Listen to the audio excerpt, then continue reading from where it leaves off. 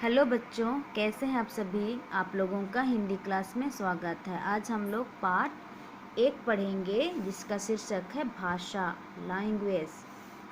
भाषा को हम लोग इंग्लिश में क्या बोलते हैं? लैंग्वेज। विचारों और भावों को प्रकट करने के अनेक साधन हैं। यहाँ पर चित्रों को ध्यान से देखें। यहाँ पर चित्र को ध्यान से देखने बोल रहा है। बच्चों आप लोग देख लिए? चलिए अब आगे बढ़ते हैं। ऊपर तीनों चित्रों में लड़की ने राधिका को बुलाने की बात कही है, किंतु तरीका अलग अलग है। पहले चित्र में वह अपनी बात बोलकर बता रही है और उसकी बात सुनकर ग्रहण की जा रही है। जैसे यहाँ क्या बोल रही है? राधिका इधर आ, और राधिका क्या बोल रही है? आती हूँ। ठीक उसी प्रकार दूसरे चित्र में वह अपनी बात लिखकर बता रही है और उसकी बात पढ़कर ग्रहण की जा रही है। देखो यहाँ पर क्या कर रही है? बोर्ड पर लिख रही है और उसको हम लोग क्या कर रहे हैं? पढ़ पा रहे हैं। तीसरे चित्र में वह अपनी बात संकेत से बता रही है। देखिए यहाँ पर वो संकेत मीन्स इशारा है ना, इशारा करके वो बुला रही है, इधर आओ बोल रही है।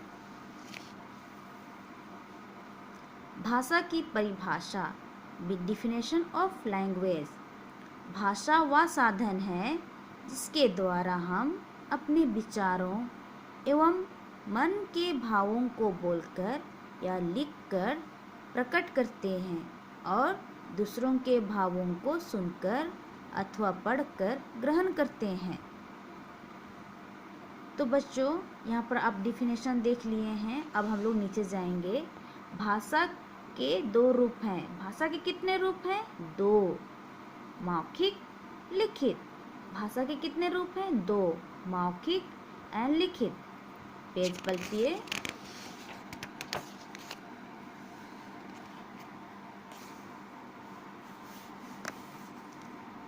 संकेत या इशारों को भाषा नहीं माना जाता। यहाँ क्या बोल रहा है? संकेत या इशारों को भाषा नहीं माना जाता। 1 नंबर, मौखिक भाषा, ओरल लैंग्वेज। मौखिक भाषा को क्या बोलते हैं इंग्लिश में?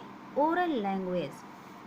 डिफिनेशन है, भाषा का वह रूप जिसके द्वारा हम बोलकर अपनी बातें दूसरों तक पहुंचाते हैं और दूसरे उन्हें सुनकर समझते हैं, मौखिक भाषा कहलाता है। उदाहरण, भाषण, गीत, बातचीत, बोलना, सुनना और समझना, ये सभी क्या है? मौखिक भाषा है। 2 नंबर, लिखित भाषा, रिटन लैंग्वेज। लिखित भाषा को इंग्लिश में क्या बोलते हैं? Written language. भाषा का वह रूप जिसके द्वारा हम लिखकर अपनी बातें दूसरों तक पहुंचाते हैं और दूसरे उसे पढ़कर समझते हैं, लिखित भाषा कहलाता है। इसके उदाहरण हैं पुस्तक, समाचार पत्र, चिट्ठी। लिखना, पढ़ना और समझना ये क्या कहलाता है? लिखित भाषा। तो बच्चों आप लोग यहाँ समझ गए।